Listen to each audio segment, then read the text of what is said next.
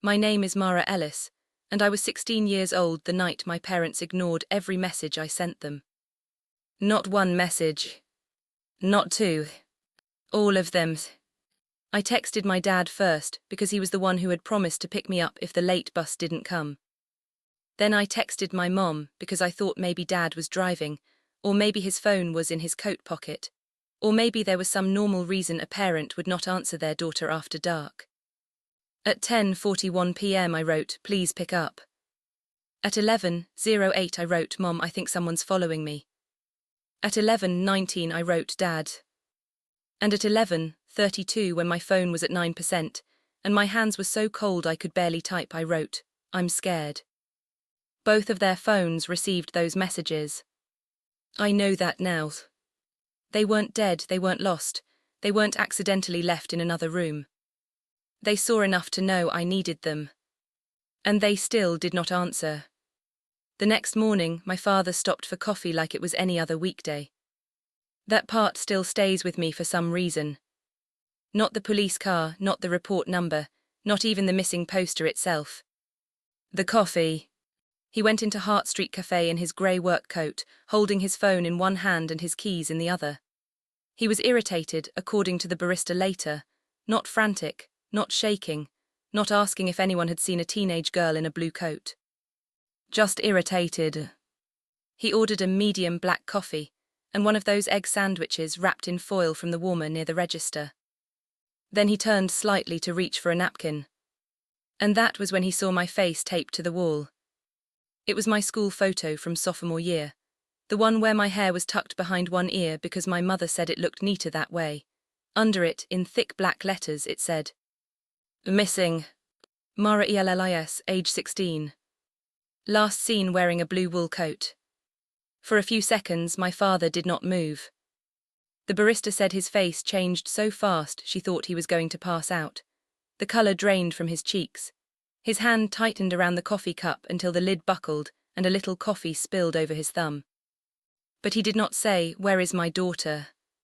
He did not say, "Is she safe?" He leaned closer to the poster, read the bottom line, and whispered the part that frightened him most. "Reported missing by Evelyn Hart." Then he looked at the barista and said, "Wait, who filed this?" That was the first time my father understood that the night he had chosen not to answer me had not stayed private. Someone else had answered. Someone else had believed me. Someone else had taken my fear seriously enough to put my face on a wall before my own parents admitted I was gone. Before I tell you what happened that night, please hit like and subscribe. I want you to really think about this. If a scared 16-year-old texts her parents for hours and they ignore her, is there any excuse that would make that okay? Tell me honestly in the comments, because I used to make excuses for them too. Now let me take you back. Because my father thought that missing poster was the worst thing that could happen that morning. He had no idea it was only the first thing people could prove. 3 days before that poster went up, our house looked completely normal from the outside. That was part of what made it hard to explain. We lived in a 2-story beige house with trimmed hedges, a narrow front porch, and a wreath my mother changed every season. In October it had fake orange berries. In December it had silver ribbon. In spring, little white flowers that looked expensive even though she bought them from a craft store with a coupon. My mother cared about things like that. How the porch looked. How the family looked. How her voice sounded when she answered the phone. Inside the house, everything had its place. Shoes went in the basket by the garage door. Mail went in the wooden tray on the counter. My father's keys went in the ceramic bowl shaped like a leaf. If something was missing, it became a small crisis. If something was messy, it became a conversation about respect. I learned early that quiet was easier. I did my homework at the kitchen table without being asked. I kept my grades up. I set alarms for my own appointments. I signed my own permission slips when the school allowed it and left the ones that needed a parent signature on the counter with a pen placed neatly on top. Sometimes my mother would sign them without looking. Sometimes she would sigh first. My father worked long hours and believed that covered most things. He paid the mortgage. He checked the oil in the car. He knew when the insurance renewal was due. He liked practical problems because practical problems had practical solutions. A broken sink. A dead battery. A bill. But if I said I felt lonely, he looked tired. If I said Mom had hurt my feelings, he rubbed his forehead. If I said something didn't seem fair, he said, Mara, not everything has to be a discussion. So I stopped bringing him things he could not fix with a screwdriver, a payment, or a phone call. My mother was different. She could be warm when people were watching. At school events, she smiled with her whole face. She asked other parents about their vacations and touched my shoulder in that careful way mothers do when they know someone might be looking. She called me sweetheart in front of teachers. At home, her warmth depended on timing. If she was rested, if the kitchen was clean, if my father was in a good mood, if no bills had come in, if no one had disappointed her, she could be gentle. But if I needed something at the wrong time, her face changed before her words did. It was smaller. A pause. A breath. A little tightening around the mouth. Then came the question that always sounded soft, but never felt soft. Is this really necessary right now? That week, everything in our house revolved around my Aunt Veronica. She was not really the kind of aunt who sent birthday cards or asked about school. She was my mother's older sister, rich in a way that made adults lower their voices when they talked about her. She had a large house outside the city, a husband who golfed with judges, and a habit of offering help only after making people admit they needed it. My parents had been tense for days because Veronica was taking them to dinner Friday night. Not me. Just them. I heard pieces of it through walls and half-open doors. Don't bring up the loan too early, my mother said once. My father answered, I'm not stupid, Claire. I didn't say you were. No, you just talk like I am. Then silence. Then cabinets closing too hard. I did not ask about the loan. I did not ask why my mother spent Thursday evening trying on 3 different blouses and asking my father which one looked more settled. I did not ask why he checked our account balance twice before dinner and left his phone face down afterward. I noticed. But noticing things in my family was not the same as being allowed to talk about them. Friday was the night of my school showcase. It was not a big event, just student art, music, a few speeches in the auditorium, parents walking around with paper cups of lemonade. I had a small photography piece displayed near the library entrance, nothing dramatic, nothing worth rearranging a life over. Still, I had asked my dad earlier that week if he could pick me up afterward if the late bus did not come. He was standing at the counter sorting mail, tearing open envelopes with his thumb. What time, he asked. Probably around 9:30, maybe 10 if it runs late. He looked at me over the top of an electric bill. Mara, your mother and I have dinner with Veronica. I know I can try the bus first, I'm just asking in case. In case what? In case it's not running by then. He sighed, not loudly, but enough for me to hear the inconvenience before he said anything. You're 16, he said. You need to start figuring these things out. I nodded. That was usually what I did first. Nod so nobody could accuse me of arguing. I am, I said, that's why I'm asking ahead of time. He looked back at the bill. Fine, text me if something actually goes wrong. Actually. That word stayed with me. Like there were categories of wrong I had to prove before I deserved help. On Friday evening, I wore my black jeans, a grey sweater, and the blue wool coat I kept in the back of my closet. My mother hated that coat. She never said hate, she said things like, that old thing again, or you have a perfectly good jacket downstairs. Sometimes she said, it makes you look like you're trying to be sad. But I wore it anyway. It had belonged to my grandfather, Evelyn Hart's husband, though I barely remembered him. The coat was too large in the shoulders, and the lining had been repaired near the inside pocket with darker thread. It smelled faintly like cedar if it had been hanging untouched for a while. My grandmother Evelyn gave it to me when I was little. Back when I was still allowed to see her. I did not understand much about family then. I just knew Evelyn's house was quiet without feeling empty. She kept peppermints in a glass dish and folded blankets over the backs of chairs.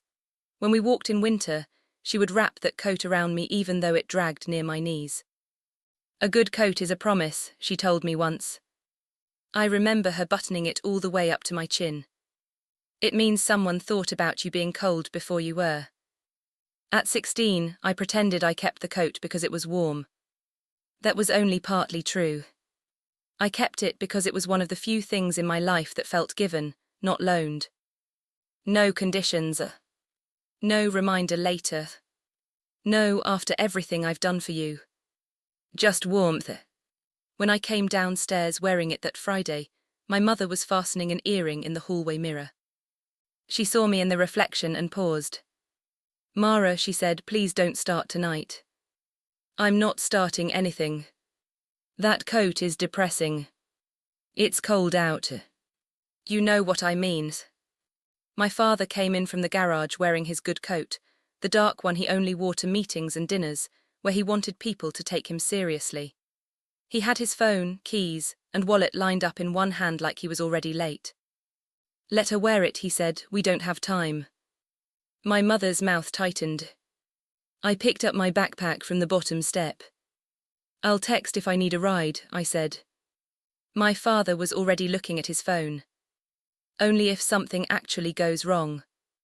My mother gave a small laugh, like he had said something reasonable, and I was the one making everyone tired. I opened the front door. Cold air came in around my ankles.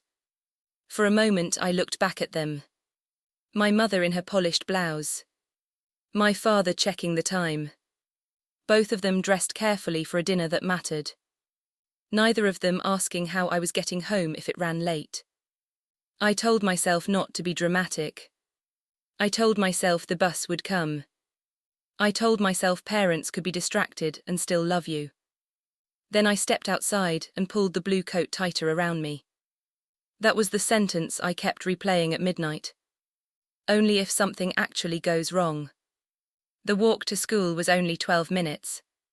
I knew that because I had timed it before. Not because I was nervous exactly, I just liked knowing how long things took. If I knew the bus schedule, the walk time, the event ending time, and how much battery I had, then I could make things work without needing anyone too much. That was how I thought about it then. Needing someone was not wrong. It was just risky. The sidewalks were damp from rain earlier that afternoon, not wet enough to shine, but enough that the air smelled like leaves and car tires. I kept my hands in the blue coat pockets and walked past the same houses I saw every school morning, except they looked different at night. Curtains closed, porch lights on timers, blue television flicker behind living room windows. Everything looked warm from the outside. That was another thing I noticed even then. A house could look warm without being a place you could safely ask for warmth. When I reached the school, the front entrance was already busy. Parents were parking badly along the curb. Students were carrying poster boards, instrument cases, trays of grocery store cookies wrapped in plastic. The auditorium doors were propped open, and the smell of floor wax and cafeteria lemonade drifted out into the cold. I checked my phone before I went in. 6:14 p.m. Battery 82%. No message from either parent. Not that I expected one. I typed one anyway. At school now, event starts at 6:30. I stared at it for a second before sending it. Then I deleted event starts at 6:30 because it sounded like I was asking them to come. I rewrote it. Made it here. Sent. My father didn't respond. My mother didn't either. I put my phone in my coat pocket and went inside. My photography piece was set up near the library entrance, exactly where the email said it would be. The art teacher had printed little name cards for everyone. Mine said, Mara Ellis, Streetlight Study, Digital Photography. It was just 3 pictures of the same street corner at different times of day. Morning, afternoon, night. I liked the night one best because the streetlight made everything look honest. Not prettier, just clearer. A few people stopped to look at it. One woman smiled and said, "This is yours, it's very thoughtful." I said thank you. I didn't know what else to say. My friend Lacey came by around 7, carrying a violin case and a cookie she had taken one bite out of and clearly regretted. "My mom said she can take you home if your parents can't," she said. I almost said yes right away. Then I thought about my father. Text me if something actually goes wrong. I thought about how my mother looked when she said, "Please don't start tonight." So I said, "It's okay, I think I have it figured out." Lacey looked at me for a second. "You sure?" "Yeah." That was not a lie yet. At 8:20, the auditorium portion started late because the microphone kept cutting out. At 8:47, the assistant principal made a joke about patience, and everyone laughed because that was what you did at school events when adults were trying to fix something. At 9:06, I checked the bus schedule. There was supposed to be one at 9:42 from the stop 2 blocks away. That felt fine. Not ideal, but fine. I texted my dad. Events running late, but I should be able to catch the 9:42 bus. This time I left the full sentence in. The message said delivered. No reply. I told myself he was at dinner. I pictured him across a white tablecloth from Aunt Veronica, trying to sound successful. My mother touching the stem of her water glass. Veronica asking careful questions that were not really questions. I could almost hear my mother's voice. "Mara's fine, she's very independent." People liked saying that about me. Independent sounded better than overlooked. By 9:31 the event was still not fully over, but people had started leaving. The hallways grew echoey. Parents folded programs into coat pockets. Teachers unplugged extension cords. Someone rolled a cart of leftover lemonade cups toward the cafeteria. Lacey found me near the library doors. "My mom's leaving now," she said. "Last chance." I looked toward the front entrance. Through the glass I could see headlights sliding over the wet pavement. "I'm okay," I said. "The bus is soon." She nodded, but she didn't look convinced. "Text me when you get home." "I will." She left with her mother, and I watched their car pull away. I still remember that. The red taillights turning right at the end of the lot. The little wave Lacey gave through the back window. The way I lifted my hand back, like I was not standing alone in a school lobby, trying to calculate whether I had made the wrong polite choice. At 9:38 I walked to the bus stop. The cold had sharpened. It got under the hem of my jeans and into my sleeves. I pulled the blue coat tighter and stood under the route sign with 2 other students I didn't know well. One of them checked the transit app and frowned. "Wait," he said, "this says the 9:42 was cancelled." The other student groaned, "Seriously?" I opened my own app. The screen loaded slowly. Then the line appeared in grey. "Cancelled. Next bus 10:58 p.m. For a second I just looked at it. Not scared. Not yet. Just embarrassed, because now the thing I had said would be fine was not fine anymore. The 2 other students called their parents. One got picked up in 6 minutes. The other one's older brother came in a dented blue car with music shaking the windows. I stood there after they left, under the bus sign, watching the empty street. Then I texted my dad. "Bus isn't coming, can you pick me up?" Delivered. I waited. A car passed, then another. No reply. I checked the time. 9:51. I texted my mom. "Bus got cancelled, can you or dad come get me?"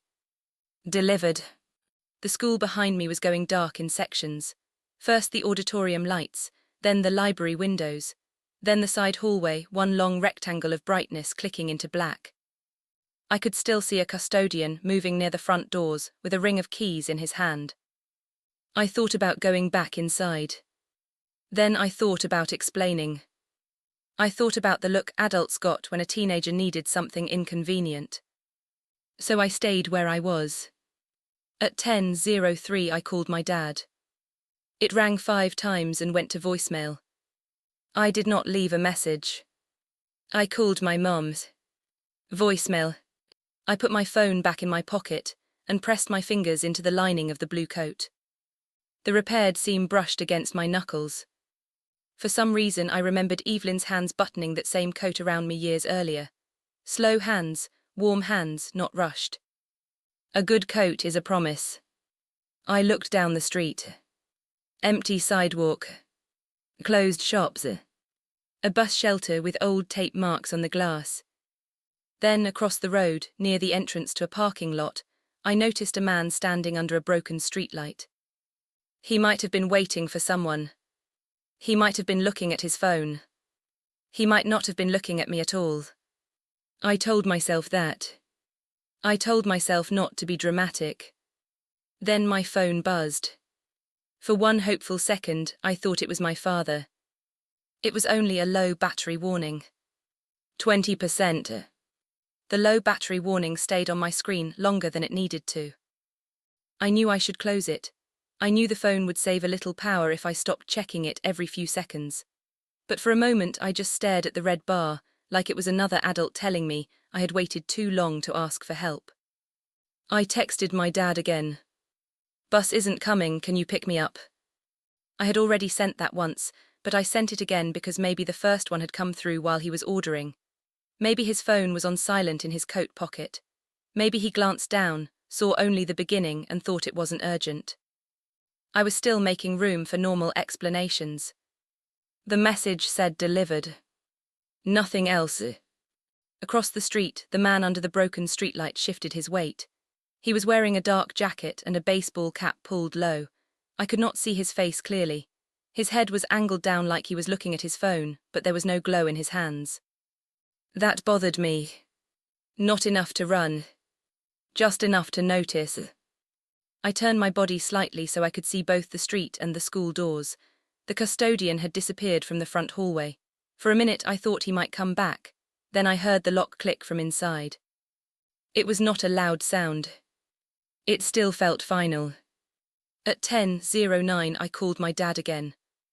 Voicemail. This time I left one. "Dad, it's me, the bus was cancelled. I'm still outside school, can you call me back?"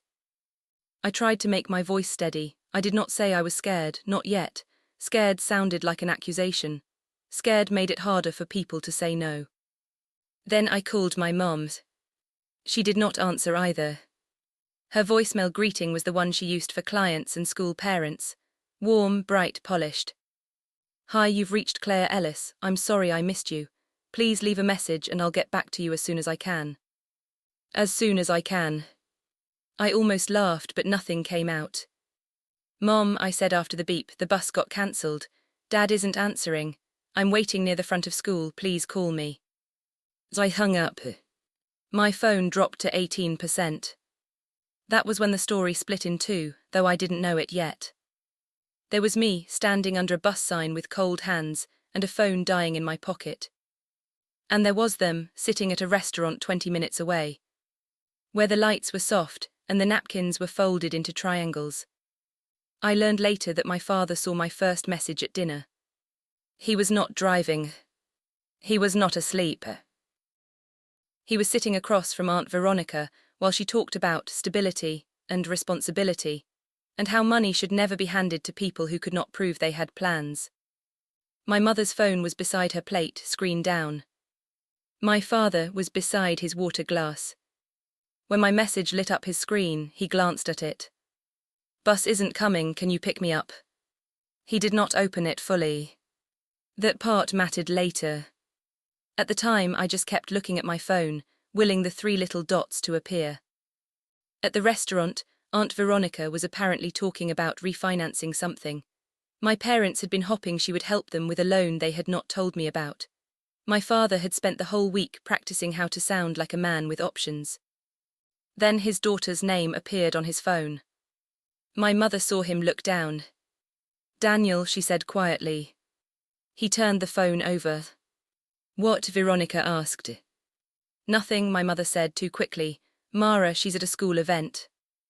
Veronica made a small sound. "At this hour?" "She's 16, my father said. She can manage a bus."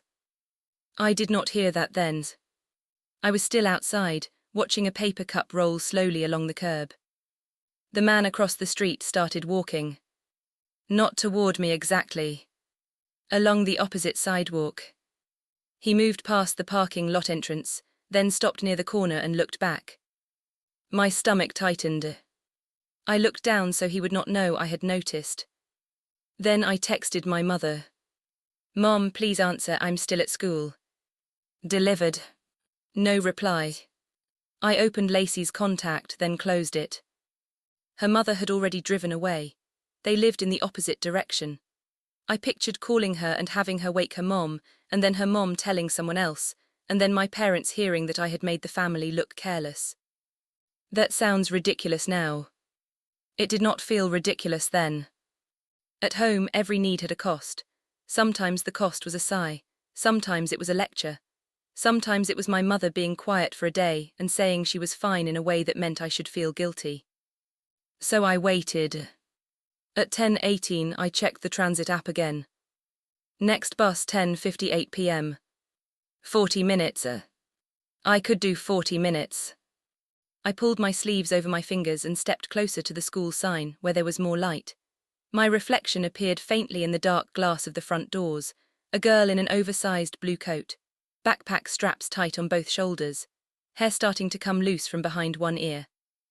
I looked younger than 16. That bothered me too. My phone buzzed. This time my heart jumped so hard I felt it in my throat. But it was not my parents. It was Lacey. Home yet? I typed almost. Then I deleted it. I typed waiting for bus. Then I deleted that too. Finally I wrote not yet but I'm okay. I sent it before I could overthink it. Lacey replied fast. Want us to come back? I stared at the message. My thumb hovered over yes. Across the street, the man had crossed to my side. Not directly in front of me. Not close enough to prove anything. He stood near the closed pharmacy now, under the green glow of the sign, pretending to look in the window of a store that had been dark for half an hour. My mouth went dry. I typed back to Lacey, no, it's okay. I hated that I wrote that. I hated it even as I sent it. At the restaurant, my mother's phone lit up again. I know because she admitted later that she saw my name. Not the full message. Just my name glowing upside down beside her plate. Veronica had just asked whether my parents had considered selling the house if things got tight. My mother was embarrassed. My father was stiff. They were trying to look calm in front of someone whose approval felt like money. My mother reached for her phone. For 1 second, she could have answered. Instead, my father said, "Don't start." She whispered, "She keeps texting. She knows we're busy. What if it's something?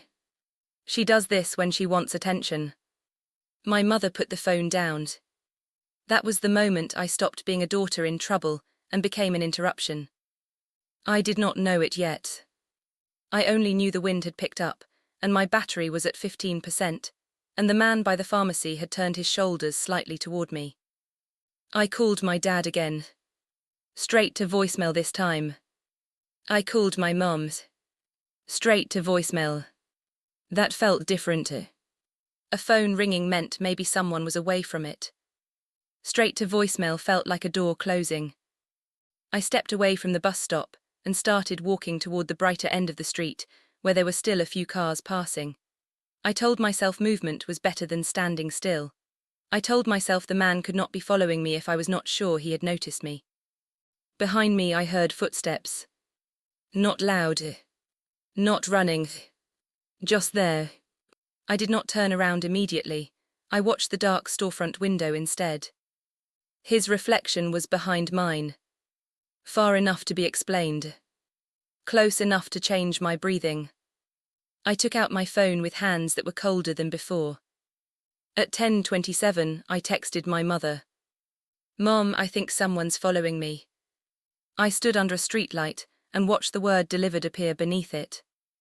A few miles away, in the restaurant with folded napkins and warm light, my mother's phone glowed against the tablecloth. She glanced at it. Then my father reached over, took the phone and turned the sound off. I did not run. That feels important to say. I wanted to. Every part of my body wanted to move fast, to cut across the street, to find a porch light, to bang on someone's door and say, "I think something is wrong." But I had spent too many years being told that panic made people stop listening. So I walked. Not slowly, not fast enough to look afraid. Just forward. I kept my phone in my hand with the screen turned down against my palm to save battery. Every few steps I glanced at dark windows instead of turning around. Reflections felt safer. They let me check without admitting I was checking. The man was still there. Sometimes behind me. Sometimes across the street. Sometimes gone for half a block, which somehow felt worse. At 10:33 I texted my dad. Please pick up. Delivered. No answer. I passed the pharmacy, then a dry cleaner with metal bars over the door, then a little tax office with a handwritten sign taped crookedly inside the glass. Appointments available, walk-ins welcome. That sign stayed in my head for years. Walk-ins welcome. Like even a tax office had a clearer policy for emergencies than my own family did. My battery was at 12%. I opened the transit app again, but the map took too long to load. The little circle spun and spun. I closed it before it could take more power. The next bus was still supposed to come later. I knew that. But the bus stop ahead was darker than the one by the school, and there was no one waiting there. I stopped near the corner. Across the street the man stopped too. Not directly. Not obviously. Just enough. My throat tightened, and for the first time that night, I let myself think the sentence I had been avoiding. He might really be following me. I called my dad. Straight to voicemail. I didn't leave one this time. Then I texted him. Dad, answer. Delivered. Nothing. A car passed, spraying water from a shallow puddle near the curb. Its headlights lit up the sidewalk for 2 seconds, and in those 2 seconds I saw the man's shoes behind me in the window of a closed nail salon. Same distance. Same direction. My hand went into my coat pocket. Not for anything useful, just because I needed to hold onto something. My fingers found the repaired seam again, that uneven ridge of thread inside the lining. I rubbed it with my thumb and suddenly remembered Evelyn's voice. I had not thought about that memory in years, not fully. I was maybe 7, maybe 8. We had been downtown in winter, walking past shops with paper snowflakes taped to the windows. I had gotten nervous because the sidewalk was crowded and I couldn't see my mother anywhere. Evelyn had crouched in front of me and buttoned the blue coat up under my chin. If you are ever lost, she said, do not keep walking just because you are embarrassed. I remembered the smell of her peppermint gum. Find light, she told me. Find people, find cameras, then call someone who will come. At the time, I thought it was just grandmother advice. Like wear gloves. Or don't cross on red. Now I stood on a cold sidewalk with my phone dying and a man's reflection moving behind mine. And that memory came back so clearly, it felt less like memory and more like instruction. Light. People. Cameras. I looked ahead. 2 blocks down, beyond the bus terminal, I saw the warm square of Hart Street Cafe. I knew that place. Not well, not recently. But I knew it. Evelyn had taken me there once when I was little. We sat by the window and she let me put too much cinnamon in my hot chocolate. My mother had been angry afterward, though I never knew why. She said Evelyn liked making herself look special. The cafe was still open. There were people inside. There would be cameras over the register. I texted my mother one more time. I'm going somewhere with people. Delivered. No answer. Then I put the phone in my pocket and walked toward the cafe. The last half block felt longer than the whole walk from school. I did not look back anymore. I watched the cafe windows get closer. I watched a man inside stir sugar into coffee. I watched a woman in a red scarf laugh at something on her laptop. Normal things, safe things. When I reached the door, I pulled it open too hard. The bell above it rang sharply. Warm air hit my face, and I realized I was shaking. Not crying. Just shaking. The barista behind the counter looked up. She was maybe in her late 20s, with a braid over one shoulder and a towel tucked into her apron. Hi, she said, then stopped. Her expression changed. Are you okay? I wanted to say yes. That was the answer I knew best. Instead I said, can I sit near the counter? She did not ask why first. She just moved a stack of paper cups and pointed to the stool closest to the register. "Sit there," she said. "Do you need water?" I nodded. My hands were clumsy around the cup she gave me. The plastic lid clicked under my fingers. I looked through the window. The man had not come inside. I could not see him anymore. That did not make me feel safe right away. It only made me feel like my body had not gotten permission to stop being afraid. The barista leaned closer, keeping her voice low. "Do you need me to call someone?" I took out my phone. 9%. My parents aren't answering. She glanced at the screen. I think she saw the messages, or maybe just the number of them. "Do you know another number?" I started to say no. Then my hand moved back into the coat pocket. I don't know why, habit maybe. The repaired seam had caught on my finger earlier, and this time I pressed beneath it. There was a small opening in the lining, not a tear exactly, more like a pocket inside the pocket. My fingers touched paper. Old paper. Folded small. I pulled it out carefully. It was a card, softened at the edges, with handwriting I recognized before I understood why. Evelyn Hart. Hart Street. Call anytime. Under that was a phone number. For a few seconds I could only stare at it. The barista said, "Is that someone safe?" I did not know how to answer that. My parents had spent years saying Evelyn was unstable, difficult, not someone we could rely on, not someone who respected boundaries. But the card was in my coat. The cafe was warm. And my parents were still not answering. "Yes," I said finally, though my voice sounded uncertain. "I think so." The barista handed me the cafe phone from behind the counter. My fingers slipped once on the buttons. Then the line rang. Once. Twice. On the third ring, an older woman answered. "Hello." I forgot how to breathe. "Evelyn." There was a pause. "Not empty. Careful. Mara." No one had said my name like that in years. Like it was not an interruption. Like it was a person. I swallowed. "I'm sorry, I didn't know who else to call." Her voice changed, but it did not break. "Where are you?" "Hart Street Cafe." "Are you alone?" "No, there's a barista. People are here." "Good, stay inside. Do not leave that building." I closed my eyes for 1 second. She asked for the address, the time, my phone battery, what I was wearing, when I last heard from my parents, whether anyone had followed me inside, whether I could see the door from where I sat. Precise questions. Calm questions. Questions that made the floor feel solid under me again. I answered each one. Behind the counter, the barista pretended to wipe the same spot twice, so she could stay close without hovering. Far away, though I did not know it yet, my parents were leaving the restaurant. My father had finally turned his phone back over. My mother had seen the string of messages. And somehow, even then, the first thing they decided was not that I might be in trouble. It was that I was punishing them. Evelyn stayed on the line. Then her voice softened just slightly. "Mara," she said, "are you wearing the blue coat?" I looked down at the heavy wool sleeves, at my hands curled inside them. "Yes." Evelyn went quiet for 1 second too long. Evelyn did not explain the silence right away.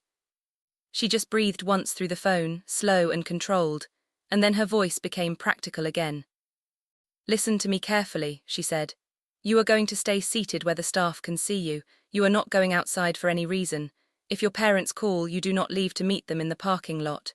You put them on speaker near another adult. Do you understand?" I looked at the barista, who was pretending not to listen while clearly listening to every word. "Yes," I said. "What is your battery?" 8%. Turn your phone off unless someone asks to see it. Can you show the barista the messages first?" I hesitated. That felt strange. Private. Embarrassing. Like showing someone the inside of a bruise. But Evelyn's voice stayed calm. "Mara, this is not about getting anyone in trouble. It is about making sure the truth does not disappear. So I handed my phone to the barista. Her name was Tessa. I learned that because it was printed on a small black name tag pinned to her apron, right above a smear of flour from some pastry bag. She took my phone gently, the way people hold something fragile when they do not want you to feel fragile too. She scrolled. Not far. She did not need to. Her face changed after the first few messages. Bus isn't coming, can you pick me up? Mom, please answer. Dad, answer. Mom, I think someone's following me. She looked at the call log next. My father, my mother, my father again, my mother again. Voicemail, voicemail, voicemail. Tessa's mouth tightened. Do you want me to call the police? She asked. I looked down at the counter. There was a receipt curled near my elbow. Someone had ordered a latte, banana bread, and a bottle of water at 9:57 p.m. Such a normal receipt. Such a normal night for someone else. I don't know, I said. That was the truth. I knew I was scared. I knew my parents were not answering. I knew a man might have followed me. But calling police felt like crossing a line I would not be able to uncross. Evelyn heard me. Mara, she said, I am going to call. You do not have to decide whether this matters. It does. I closed my eyes. For a second I almost cried. Not because I was more scared than before. Because someone had taken the decision out of the place where my shame lived. Tessa gave me water in a paper cup and plugged my phone into a charger behind the counter. The cord was short, so the phone had to sit beside the register, glowing there between a tip jar and a stack of loyalty cards. It looked smaller. All those messages, all that waiting, sitting there next to punched coffee cards. When the officer arrived, he came in without sirens. Just a uniformed man in a dark jacket, pushing open the glass door carefully, scanning the room before he looked at me. That helped. He did not rush over. He did not make a scene. Mara Ellis. I nodded. I'm Officer Patel. Your grandmother called and said you were safe here but your parents could not be reached. Can I sit? He asked before pulling out the stool beside me. I remember that too. He asked. Tessa stayed behind the counter. Evelyn stayed on the cafe phone. The officer took out a small notebook and wrote down the time, the address, my name, my age, what school I had come from, what I was wearing, and when I had first contacted my parents. Do you know the man who was outside? He asked. No. Did he speak to you? No. Touch you? No. Threaten you? I shook my head. Then I added, because I was afraid of making it sound worse than it was, he might not have been following me, I'm not sure. Officer Patel looked at me for a moment. You don't have to be sure to ask for help. I stared at the edge of the counter. The words landed quietly. I did not know what to do with them. He asked to see my messages. I unlocked my phone and passed it over. He scrolled slowly, then checked the call log. His expression stayed neutral, but his pen stopped moving for a second. These all went through. They say delivered. And neither parent replied. No. Did either call back? No. He wrote that down. That was the first time I understood the messages were becoming something outside of me, not just disappointment, not just proof I had been needy, a record. A thing someone else could read and understand without me begging them to. Tessa pointed to the black dome camera in the ceiling near the pastry case. We have footage, she said softly. It'll show when she came in she was shaking. I wanted to disappear when she said that. Not because it was untrue. Because I had worked so hard not to look scared. Officer Patel nodded. We may need that. Evelyn arrived at 11:18 p.m. She came through the door in a long brown coat, her grey hair pinned back, one hand holding a folder and the other holding her keys. She did not run at me. She did not make a loud sound or say my name like a tragedy. She walked straight to me, stopped close enough that I could smell peppermint and looked at my face. Then she put one hand on the sleeve of the blue coat. You did exactly right, she said. That was all. 4 words. I looked away because my eyes were burning. The folder she carried had paperwork in it, copies of things, my birth certificate I found out later, old court correspondence, Emergency contact forms she had kept updated even after my parents cut her off. At the time, all I saw were labeled tabs and paper clips, and the kind of order adults used when they expected not to be believed. Officer Patel stepped aside with her. Their voices stayed low. Minor. Unreachable parents. Possible following incident. Documented attempts to contact guardians. Missing report. I heard that phrase and looked up. Missing, I said. Evelyn turned back to me. You are not in trouble. I'm not missing, I'm here. I know where you are, she said. Your parents do not, and they did not answer when you told them you were afraid. It was said gently. It still hurt. At home, my parents had finally walked through the garage door a little before midnight. My mother called my name once from the kitchen. Not loudly. More annoyed than afraid. Mara. My father checked the hallway, then the living room, then my bedroom. My backpack was gone, my shoes were gone, the bed was untouched. That was when they should have called someone. Instead, they stood in the kitchen and argued. My mother said, "What is she doing?" My father said, "Making a point." Then my mother checked her phone again and saw the messages lined up in order. Her face changed, but not enough. Because fear for me had to fight with fear for herself. And fear for herself won first. There was a voicemail on her phone from earlier that night. She must have called me by accident at the restaurant, or maybe her phone had started recording after she thought she declined my call. She played it once. My father's voice came through, low and irritated. Do not answer her, she does this when she wants attention. Then my mother's voice. Tonight is too important. Then the scrape of a plate. Then my father again. Mute it. My mother stopped the message. For a few seconds, neither of them spoke. Then my father said, delete it. My mother whispered, Daniel. Delete it. But her hand was shaking, and she did not press the button fast enough. Aunt Veronica, who had followed them home because there was still something about money to discuss, stood near the kitchen island with her coat over one arm. This needs to stay inside the family, she said. At the cafe, I did not know any of that yet. I only knew Evelyn was signing a form on the counter, while Officer Patel asked Tessa for the manager's contact information and whether the security footage saved automatically. The printer behind the register made a small mechanical sound. Tessa tore off a receipt for a customer who had been pretending not to watch us. Outside, the street was dark. Inside, under the warm lights, my name was being written down carefully. Not as a problem. As a person someone was trying to find. By morning, copies of my missing notice would be near transit stops, school entrances, and the register at Hart Street Cafe. And my father, who still believed the night could be managed quietly, would walk into that same cafe for coffee. He would look up. And there I would be. My father came into Hart Street Cafe at 7:42 the next morning.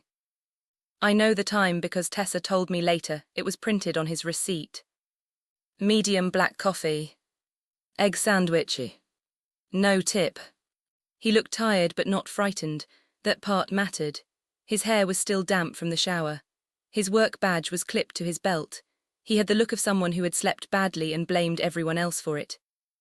Tessa recognized him only after he ordered. Not because she had met him before, but because I had shown her my phone the night before. His name had appeared so many times in my call log that even a stranger knew it by morning. Dad, Dad, Dad. No answer. He stepped to the side of the register to wait for his sandwich, and his eyes moved over the wall. Community flyers. A lost cat notice. A tutoring ad. Then my face. For a moment, the cafe became very quiet around him. Or maybe that is just how Tessa described it. She said his hand tightened around the coffee cup first, then his eyes went to the bottom of the page. Reported missing by Evelyn Hart. His mouth opened slightly. He turned to Tessa. Where did this come from? Tessa did not answer too quickly. She had already learned enough about our family to be careful. It's a missing notice, she said. I can see that, who put it up? Tessa glanced toward the hall where the manager's office was. It was provided with the report.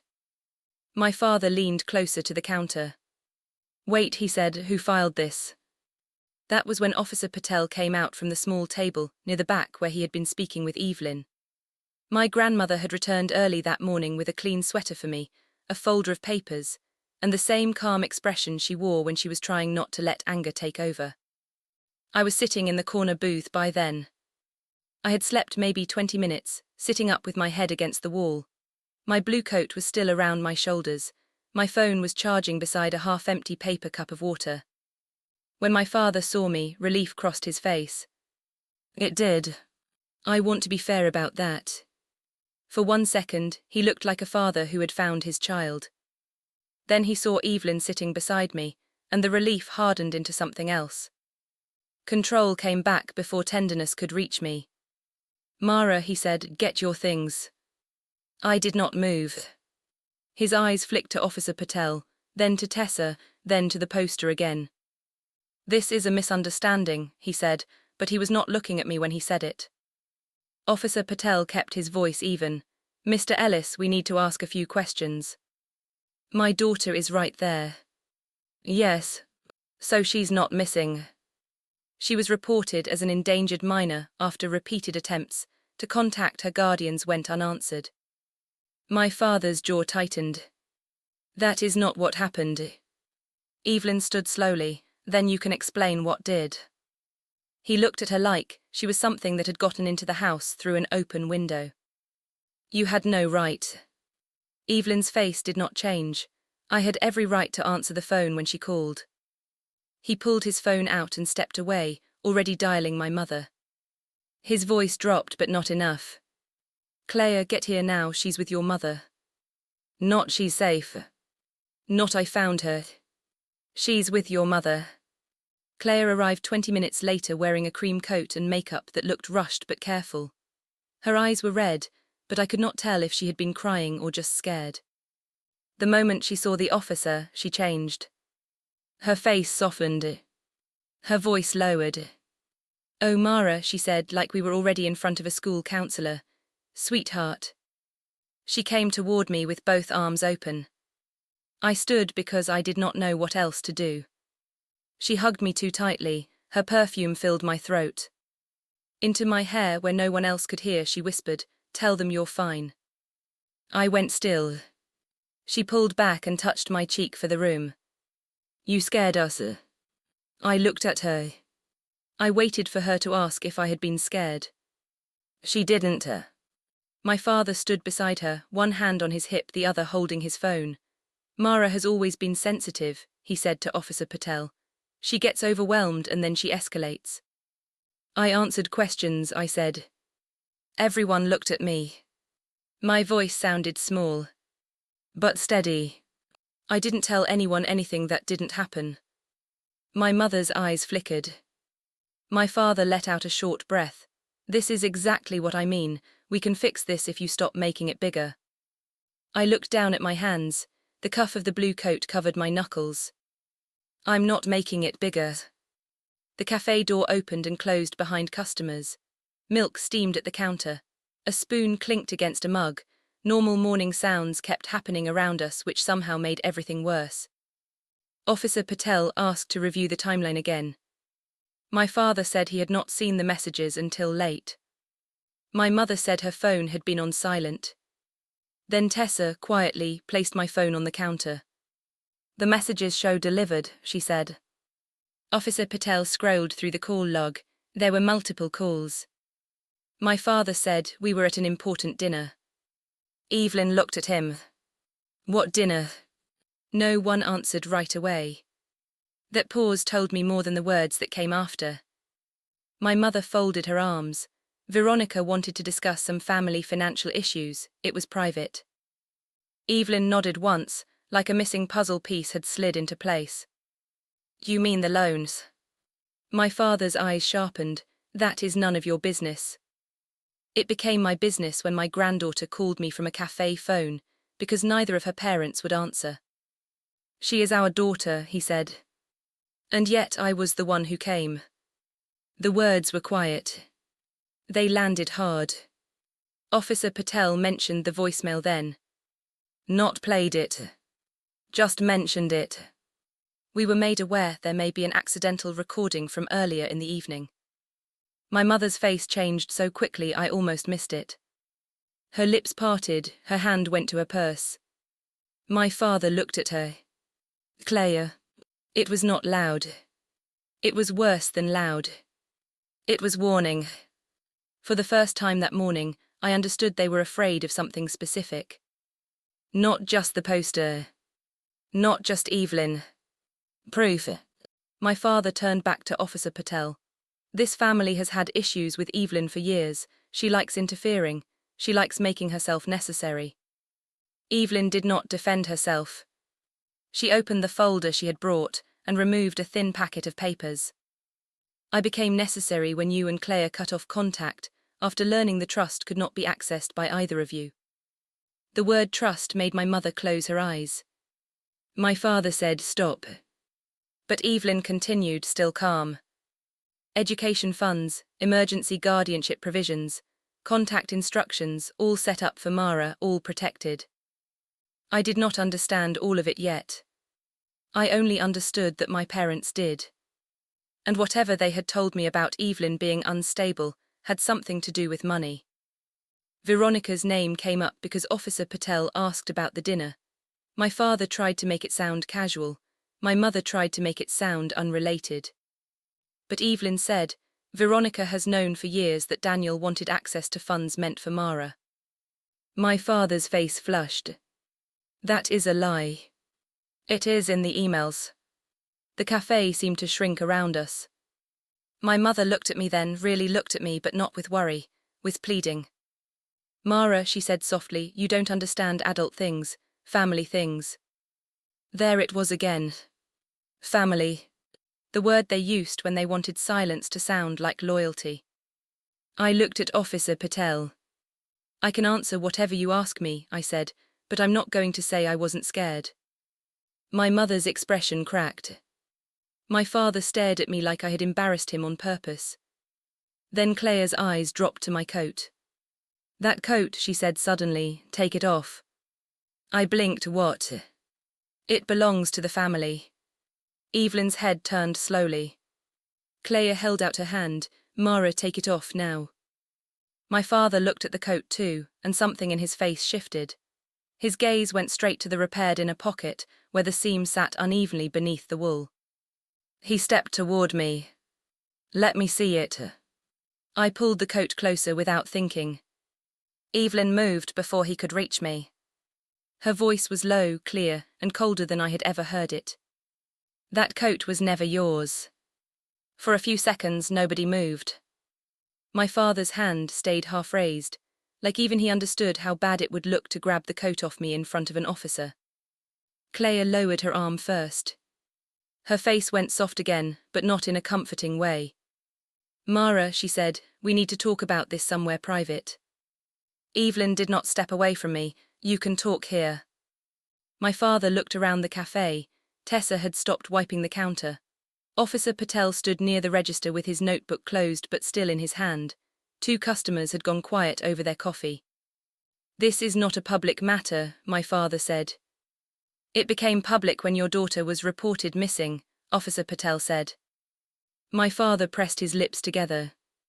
Then he turned to me. All right, he said, slower now. Mara, come home, we'll deal with this there. There was no apology in it. No, I'm sorry I didn't answer. No, I should have come. No, are you all right? Just come home. Like home was the place where the truth could be folded small and put away. Claire nodded quickly. Yes, we'll go home, get some rest, and then we'll explain that everything got exaggerated. I looked at her. Exaggerated. Her eyes filled. She was good at that, not fake exactly. Maury like her feelings arrived most easily when other people were watching them. You were scared, she said. I understand that, but you're safe now, and this kind of thing can ruin people's lives. I remember thinking how strange that sentence was. This kind of thing. Not ignoring me. Not muting the phone. Not leaving me outside at night. This kind of thing. My father's voice hardened. You have no idea what you're doing to this family. Evelyn said, Daniel. No, he pointed toward the folder on the table. She calls you once and suddenly there are police, posters, accusations, paperwork. Because she is 16, Evelyn said. Because she was alone, because she told you she was afraid. Claire wiped under one eye. You know I love you, Mara.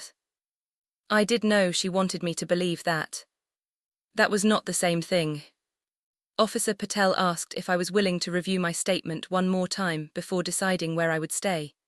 He said it gently, like he already knew I was tired. I said yes. So we went through it again. The text, the call logs, the voicemail, the cafe footage. Tessa confirmed when I came in. The video showed me looking behind me before I opened the door. It showed me asking to sit near the counter. It showed my hands shaking around the water cup. I hated watching it. But I watched it. Not because I wanted my parents punished. Because some part of me needed to see that I had not invented my fear. Then Officer Patel played the voicemail. Only a few seconds. Enough. My father's voice came through the phone speaker, low and annoyed. Do not answer her, she does this when she wants attention. Then my mother. Tonight is too important. Then him again. Mute it. The cafe seemed to hold its breath. Clea covered her mouth. My father stared at the phone like it had betrayed him. I looked down at the sleeve of the blue coat. The wool was pilled near the cuff. One thread had come loose during the night. I wrapped it around my finger once, then let it go. My father did not apologize after the recording. He said, you don't understand the pressure we've been under. That was when something in me settled. Not broke. Settled. He talked about money, about Veronica, about the house, about how hard he worked, about how Evelyn had always been waiting for a chance to interfere. Claire cried harder when Evelyn explained the legal papers. The education trust had been set up by my grandfather and protected by Evelyn after he died. It was for school, housing, emergencies, not for my parents' debt, not for Veronica's approval, not for whatever plan they had been trying to build around money I had never known existed. There were also guardianship provisions, not instant, not magical, but enough that with the report and the evidence I did not have to go home that night. My mother looked at me then. Why would you let people think I don't love you? I answered before I had time to make it softer. I didn't make people think anything, I said. I just stopped hiding what happened. She closed her eyes. My father turned away. That was the closest thing to silence I had ever seen defeat them. I gave my statement. I did not add anything. I did not make the man sound more dangerous than he had been. I did not say my parents hated me. I did not say they wanted me hurt. I said what happened. That was enough. When Officer Patel asked where I wanted to stay while things were reviewed, I looked at Evelyn. Then I looked at my parents. Claire whispered, Mara, please. But please had arrived after everything else. After the messages. After the voicemail. After the poster. After the coat. I'm going with Evelyn, I said. My father's face changed. He looked angry first, then scared, then tired. You'll regret this, he said, but his voice had lost its force. Maybe he meant I would miss home. Maybe he meant he would make sure I did. Either way, I did not answer. Evelyn waited until they had stepped outside with Officer Patel before she touched the coat again. May I, she asked. I nodded. She reached into the repaired inner pocket carefully, not like someone searching, but like someone returning to a place she already knew. From inside, she pulled out the old emergency card I had found the night before. Behind it was a folded piece of paper, thinner than I expected, soft at the creases. This was your grandfather, she said. My hands shook when I opened it. The handwriting was uneven but clear. For Mara, when she is old enough to know this. Love is not who claims you. Love is who keeps you safe when no one is watching. I read it 3 times. The words did not fix anything. They did not give me a different childhood. They did not make my parents turn around and become the people I had needed under that streetlight. But they gave shape to something I had felt all night. I had not been completely alone. Someone had thought about me being cold before I was. Weeks later, I went back to Hart Street Cafe. Tessa was working the morning shift. She saw me and smiled carefully like she did not want to make the moment too big. I thanked her. She said, "I'm glad you came in." That was all. The missing poster was gone from the wall near the register. But a small square of tape was still there. Just the corner. Clear, almost invisible, catching a little light. I stood there looking at it longer than I meant to. Proof something terrible had been there. Proof it had not stayed forever. Evelyn's house was smaller than ours, older too. The stairs creaked and the kitchen drawer stuck if you pulled it too fast. In the guest room, the bed had clean sheets and a folded quilt at the foot. She told me she had kept it ready because Hope did not have to be loud. That night, I hung the blue coat by the front door. Not in the back of a closet. Not hidden. Not argued over. Not searched. Just hanging there, heavy and warm and mine. I still missed the parents I wanted. I think a part of me always will. But I learned something that night that I could not unlearn. I could not make them answer. I could not make them become safe. I could not make home out of people who only reached for me when other people were watching. But I did not have to stand in the cold anymore, texting the same silence, hoping it would turn into love.